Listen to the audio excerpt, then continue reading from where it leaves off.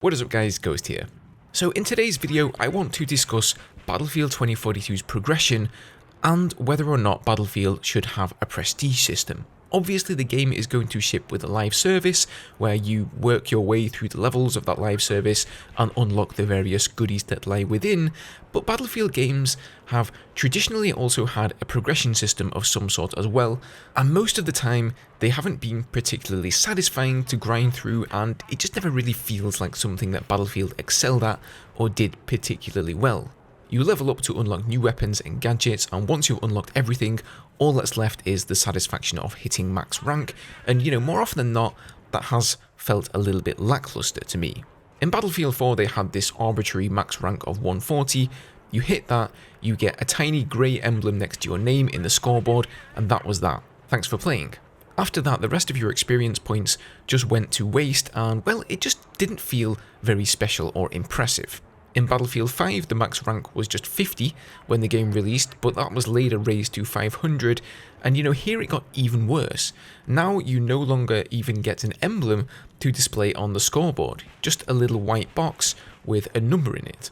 Now I know, we don't play the game to level up and look at fancy emblems, right? We play it for fun, but nevertheless, I think Battlefield can do a lot better in this regard, and well, I have some ideas that I want to share. So to start with, let's take a look at some games that actually do this well. First up we have Call of Duty Modern Warfare.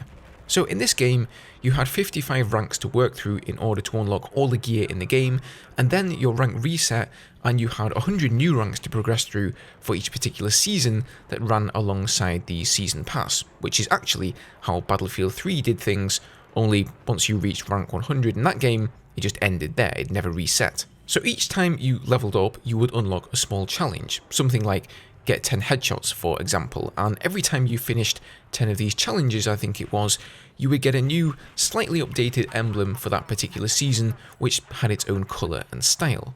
Now, a lot of these challenges forced you to play in a certain way, the same way that a lot of Battlefield 5's challenges did, and I am definitely not a fan of that. I can tell you that when I played BF5, I never unlocked any of the gear or guns on the live service purely because I just flat out refused to be told how I should play the game, what gear I should be using, or whether I had to camp prone as a sniper and get 10 kills to earn some in-game currency or whatever. I'm just not a big fan of that. I do prefer the more traditional system of accruing points by simply playing the game and having those go towards your rank. However, what was really cool about Modern Warfare's system is just the emblems themselves. They just look hella cool in my opinion. Now I know this is Battlefield and people don't want the cosmetics to get too colourful and over the top, and that probably includes the emblems, but I wouldn't mind straying a little bit away from just having a number in a white box or using the official armies system. Now another game system I really like is Overwatch. So in this game you don't have any of that challenge nonsense, you just play the game, gain experience and you rank up. Only once you reach rank 100, instead of just going up to level 101 all the way up to say 500 like in Battlefield 5, you instead gain 1 star on your portrait. Your level resets to 1 and you begin again, adding a new star every time you complete 100 levels. Eventually, once you've collected 5 bronze stars, which would equate to level 500, you will then move on to a silver portrait. Get 5 silver stars, you get a gold portrait, and then a diamond portrait, etc, etc. So if you have, let's say, a gold portrait with 5 stars, you know that player is level 1500.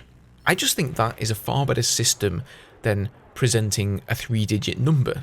After a certain level, you just stop really noticing the number as much, and I think it becomes less important. Another thing that Overwatch did really well was having an equal distribution of experience across all ranks.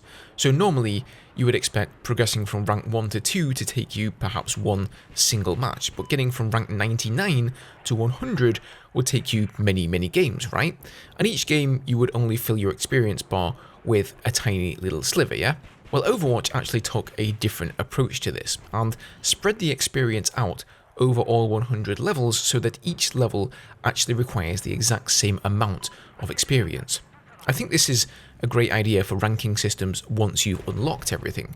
If you have unlocks gated behind ranks, well, you don't want it to take forever to reach those ranks and acquire those unlocks, but if they have some sort of a prestige system or like a secondary ranking system that you enter once you've gone through the starter ranks and unlocked your gear, I think that such an XP system would be a good move.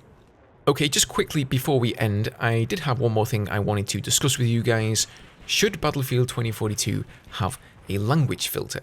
So for those of you unaware, in BF5 there is a language filter on PC that filters out even the mildest of cuss words, like damn or crap.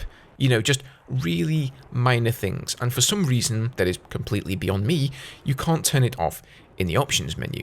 I honestly have no clue why an R-rated shooter that is essentially about killing soldiers needs a language filter. I mean, come on DICE, we're all adults here.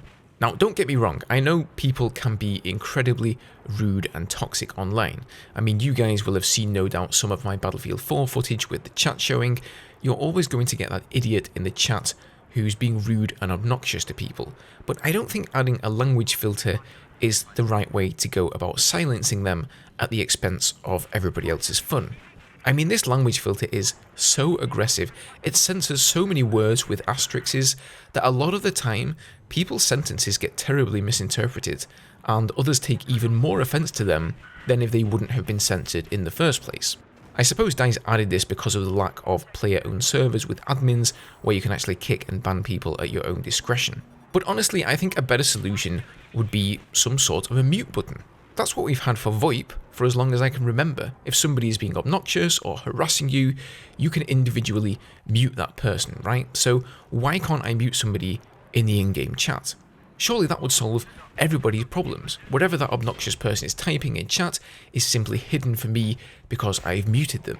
I mean, I'm not a programmer. I don't know how hard or what the implications of adding such a feature would be, but I wouldn't have thought it'd be outside the realms of possibility. At the very least, they should give us the option to turn the entire filter off. Let me know what you think about this below, guys. Do you like the language filter or not? And what sort of a prestige system would you like to see in 2042? Hit that like button if you enjoyed the video, subscribe for more Battlefield 2042, and I'll see you in the next one.